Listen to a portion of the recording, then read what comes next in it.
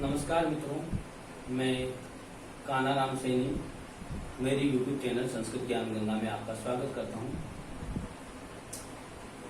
सांख्य कारिका हम पढ़ रहे थे और सांख्य कारिका में जो 72 कारिकाएं हैं उनमें से अब तक हमने 8 कारिकाओं का विस्तृत अध्ययन कर लिया था।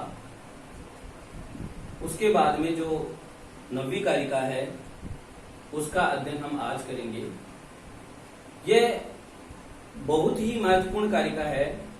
इसका कारण यह है कि जो सांख्य दर्शन का जो एक सिद्धांत है सत्कार्यवाद, उस सिद्धांत की इस कारिका के अंतर्गत विस्तृत व्याख्या की गई है। उस सिद्धांत के लिए, उस सिद्धांत की सिद्धि के लिए इस कारिका के अंतर्गत 5 हेतु बताए गए हैं। तो आज हम उन 5 हेतुओं का विस्तृत अध्ययन करते हैं। इसमें कहा गया है कि असत करनात् उपादान ग्रहणात् सर्व संभवा भावात् सत्तस्य शक्य करनात् कारण भावाश्च सत्कार्यम, कि जो सत्कार्य होता है अर्थात जो भी हमें कार्य प्राप्त होता है वह कार्य कारण में अप्रत्यक्ष रूप से पहले से ही विद्यमान होता है। पहले से ही अप्रत्यक्ष रूप से कारण में विद्यमान होता है। इस कारण ही इन्होंने इसको सत्कार्यवाद की संज्ञा दी है। उसके लिए इन्होंने 5 हेतु बताए हैं उसकी सिद्धि के लिए, सत्कार्यवाद की सिद्धि के लिए, सत्कार्य की सिद्धि के लिए। तो उनमें सबसे जो पहला हेतु जो बताया है वो है असत करनात्। असत करनात्,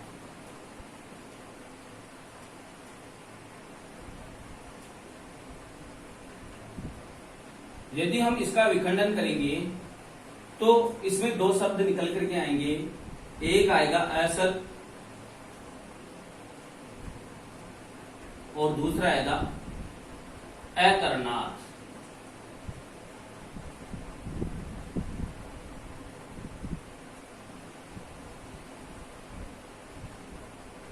असत शब्द का अर्थ होता है, असत शब्द का अर्थ होता है अविद्यमान।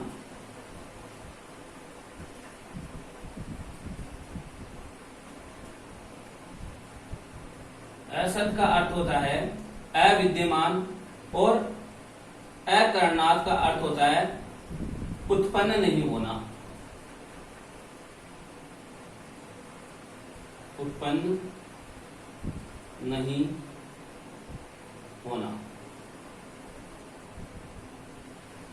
इस प्रकार से असत अकरनात् इसका अर्थ हुआ कि जो विद्यमान नहीं है वह उत्पन्न ही नहीं हो सकता। अर्थात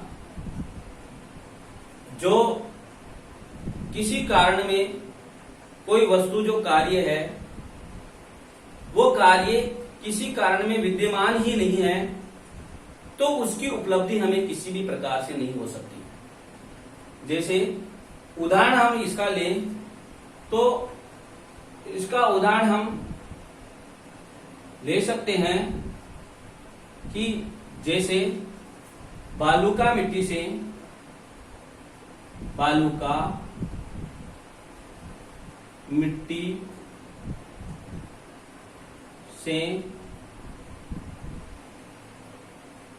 तेल की प्राप्ति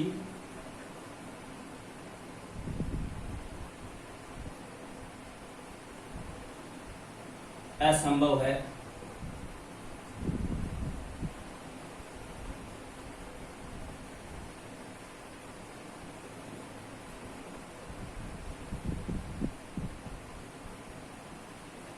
ये हमने इसका उदाहरण लिया। जिस प्रकार एक बालू का मिट्टी है और यदि हम उसमें से तेल की प्राप्ति करना चाहें तो उस बालुका मिट्टी से हमें तेल किसी भी स्थिति में प्राप्त नहीं हो सकता। उसका कारण यह है कि जो कार्य है तेल, वो तेल कारण में यानी बालुका मिट्टी में विद्यमान ही नहीं है। तेल कार्य है और जो कारण है वो है बालुका मिट्टी। इस कारण में बालुका मिट्टी में तेल विद्यमान ही नहीं है। इस कारण हमें तेल की प्राप्ति असंभव है। हमें तेल किसी भी स्थिति में प्राप्त नहीं हो सकता। तो इसकी ये जो असत कारणात् था, इसका अर्थ ये हुआ कि जो विद्यमान नहीं है वह हमें किसी भी स्थिति में प्राप्त नहीं हो सकता। यानी जो कारण में विद्यमान नहीं है वो कार्य किसी भी स्थिति में हमें प्राप्त नहीं हो सकता। इसके बाद में जो दूसरा हेतु जो बताया गया है वह है उपादान ग्रहणात्। उपादान दान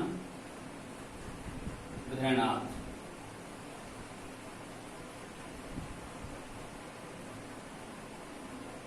उपादान ग्रहणात् का अर्थ होता है कि किसी कार्य विशेष के लिए किसी कारण विशेष को ही हमें ग्रहण करना पड़ता है। इसका अर्थ होता है अर्थात किसी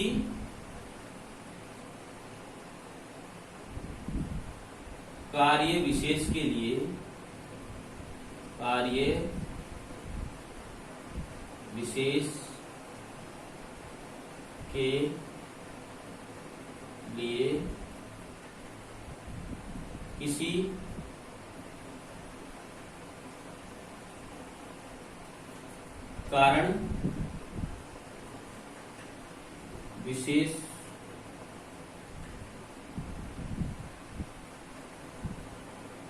किसी कारण विशेष का ही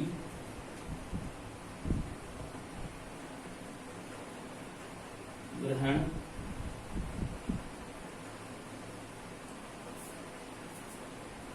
करना होता है।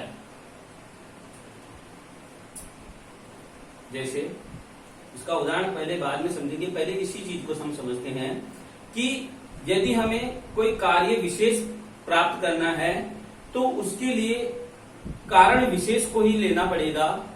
जैसे उदाहरण के रूप में हम समझते हैं तो जैसे हमें पट का निर्माण करना है यानी कपड़े का हम निर्माण करना है तो यह कार्य हमें प्राप्त करना है, कपड़ा हमें प्राप्त करना है तो कारण विशेष को ही ग्रहण करना पड़ेगा। इसमें कारण विशेष को हमें जो लेना पड़ेगा वो होगा सूत। सूत को ही ग्रहण करके हम कपड़े का निर्माण कर सकते हैं। मिट्टी आदि का ग्रहण करने से हमें कपड़े का निर्माण नहीं हो सकता, इसीलिए हमें सूत का ही ग्रहण करना पड़ेगा पट निर्माण के लिए। तो इसका मैंने उदाहरण बताया। उदाहरण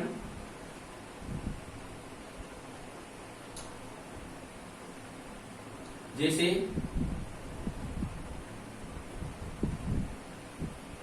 पट निर्माण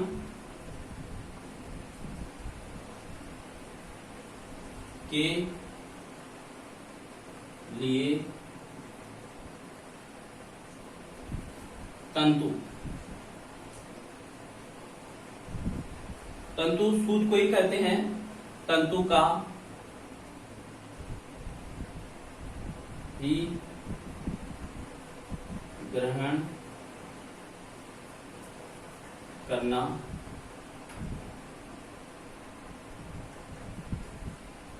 पड़ेगा।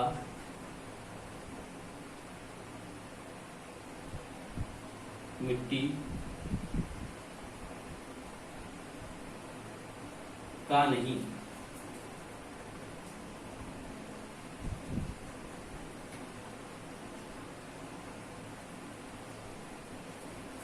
पट निर्माण के लिए यानी कपड़ा बनाने के लिए हमें तंतु का ही ग्रहण करना पड़ेगा। तंतु यानी अर्थ होता है सूत, सूत का ही ग्रहण करना पड़ेगा। मिट्टी से कपड़े की प्राप्ति असंभव है। इसीलिए यहाँ पर जो कार्य विशेष की हम प्राप्ति करना चाहते हैं, कार्य विशेष है यहाँ पर पट, पट निर्माण, पट कपड़ा बनाना। और इस कार्य विशेष की प्राप्ति के लिए कारण विशेष का ही हमें ग्रहण करना पड़ेगा।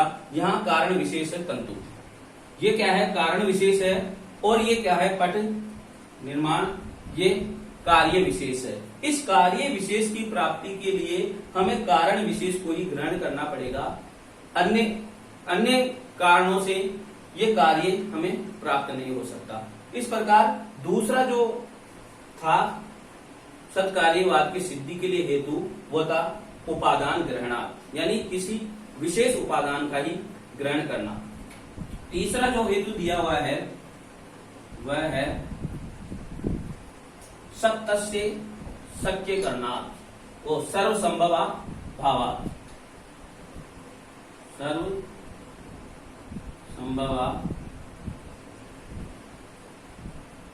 भावार्थ।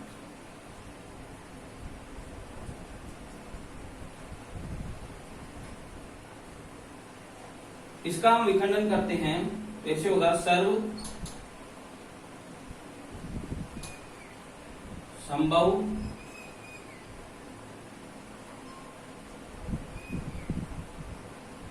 अभावात।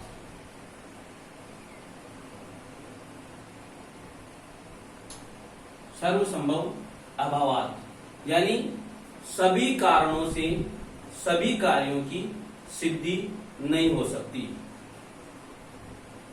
इसका अर्थ है अर्थात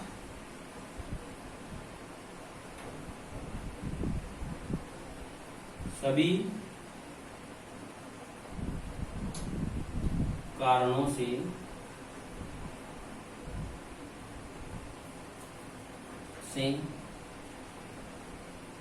सभी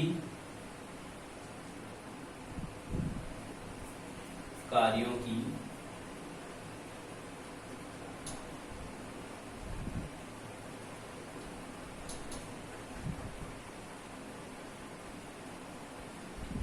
सिद्धि नहीं हो सकती। यानी सर्वसंभव अभावात का अर्थ होता है कि सभी कारणों से सभी कार्यों की सिद्धि नहीं हो सकती। जैसे हम चांदी लेते हैं, तो यदि चांदी से हम सोने के आभूषण बनाना चाहे तो वो हमें प्राप्त नहीं हो सकते, क्योंकि चांदी से केवल चांदी के ही आभूषण हमें प्राप्त हो सकते हैं। इस कारण जो ये है सर्व संभव अभावात, यानी सभी कारणों से सभी कार्यों की सिद्धि नहीं हो सकती। इसी प्रकार यदि कोई बंध्या है जिसके पुत्र नहीं होता, उससे हमें पुत्र की उपलब्धि नहीं हो सकती। तो इसका मैंने उदाहरण बताया। उदाहरण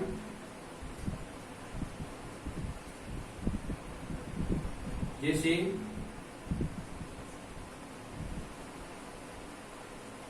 चांदी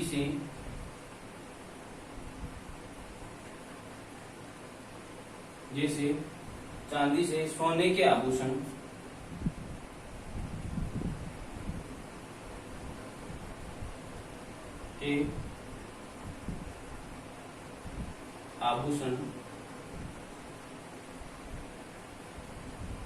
व बंध्या से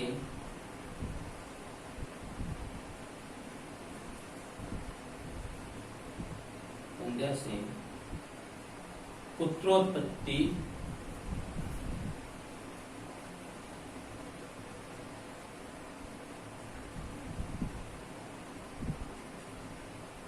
असंभव है।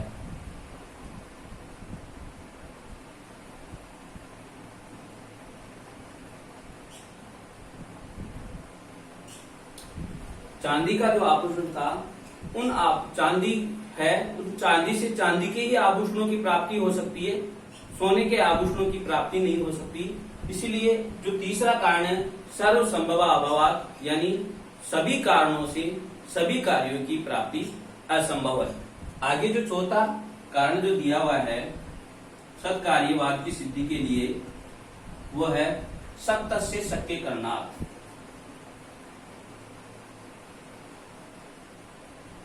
सत्तस्य शक्य करणात्।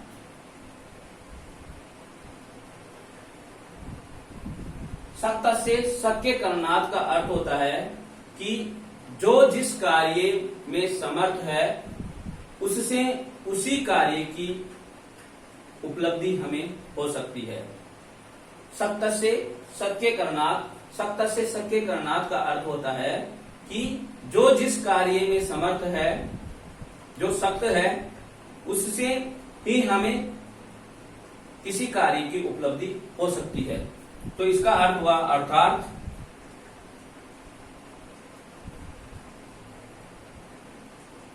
जो जिस कार्य में समर्थ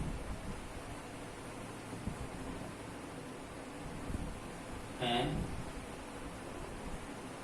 जो जिस कार्य में समर्थ है उससे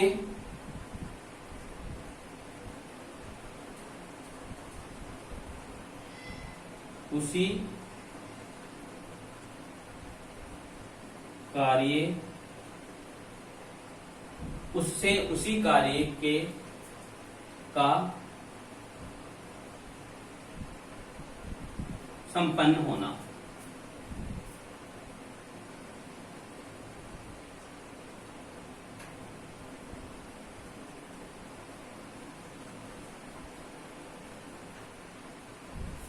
यानी जो कारण जिस कार्य को उत्पन्न करने में समर्थ है उससे उसी कार्य की उपलब्धि हमें होती है। यदि हम दूध से दही, मिट्टी से घड़ा और तंतु से पट, ये चीजें बनती है, तो इनमें पूर्व में ही इनकी सत्ता थी, ये इनको उत्पन्न करने में समर्थ थे। जैसे इसको हम लेते हैं उदाहरण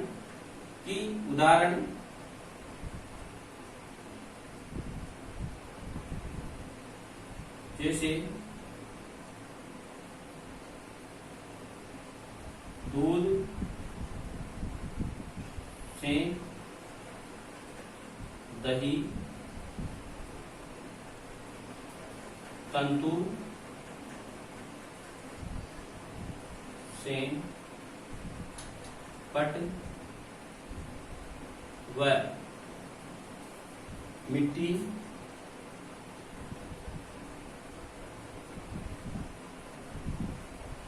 से घटोत्पत्ति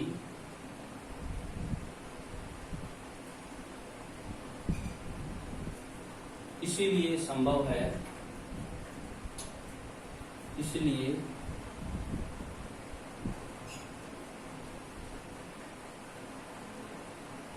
होती है, क्योंकि जैसे दूध से दही, तंतु से पट और मिट्टी से घटोत्पत्ति इसीलिए होती है या इसीलिए संभव है क्योंकि दूध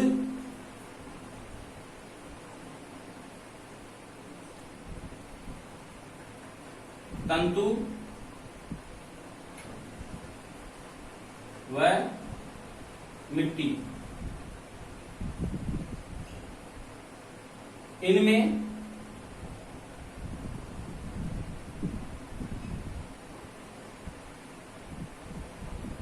ये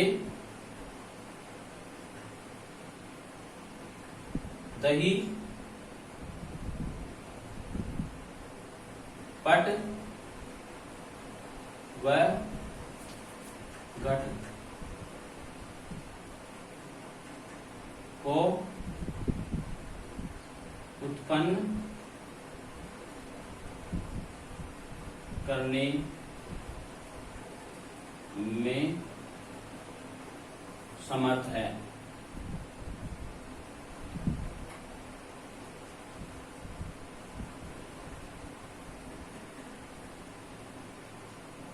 हमने इसके 3 उदाहरण लिए कि दूध से दही का प्राप्त होना, तंतु से कपड़े का प्राप्त होना और मिट्टी से घट की उत्पत्ति होना, घड़ा का प्राप्त होना इसीलिए संभव है, इसीलिए होती है क्योंकि दूध तंतु और मिट्टी में, दूध तंतु और मिट्टी में दही पट और घट क्रमश है, दही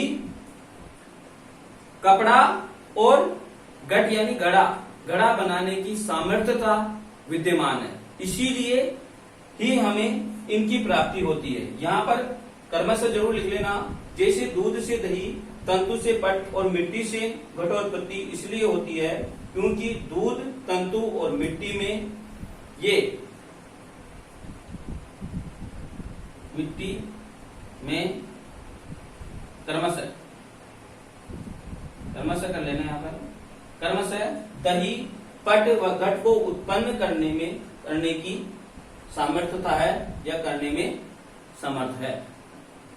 इस प्रकार 4 तत्व हो गए, 4 हेतु हो गए और जो 5वां हेतु दिया हुआ है वो है कारण भावाश्चर्य।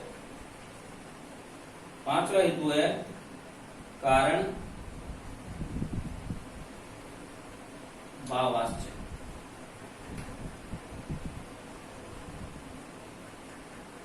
यानी कारण, इसका अर्थ है कारण जैसा कार्य का होना, यानी जैसा कारण होगा वैसा ही कार्य की हमें प्राप्ति होगी। जिस प्रकार का कारण होगा उसी प्रकार के कार्य की हमें प्राप्ति होगी, यानी कार्य में कारण के गुण अवश्य रहेंगे।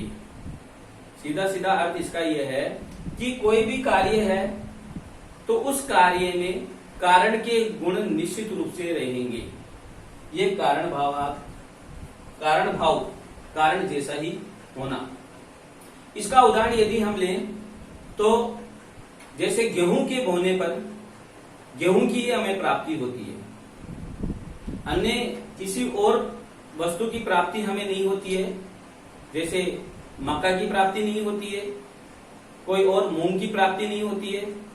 गेहूं के बोने पर हमें गेहूं की ही प्राप्त होती है। तो यहाँ जो कारण है वह भी गेहूं है और जो कार्य हमें प्राप्त हो रहा है वो भी गेहूं है, यानी कारण जैसा ही कार्य हमें प्राप्त होता है। तो इसका मैंने उदाहरण बताया। उदाहरण